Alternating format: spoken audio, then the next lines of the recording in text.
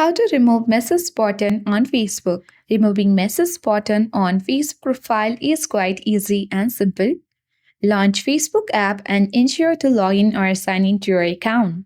Tap three-line menu icon at top right corner of the screen and go to your profile. First thing, you have to turn on professional mode on Facebook. Then tap on three dots next to advertise. Tap view as. You can see the follow button or the message button next to follow. To remove it, you need to get back with the help of the arrow at top left corner of the screen. On this menu section, tap the settings icon at top right corner of the screen.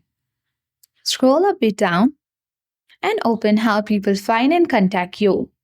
On this page, when you scroll to the bottom, you will see messaging option where you have to toggle off the button to allow people to message to your profile. And once you have done, you will successfully remove the message button on Facebook.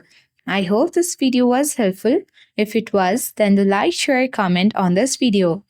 Subscribe to our channel for more tech and tips.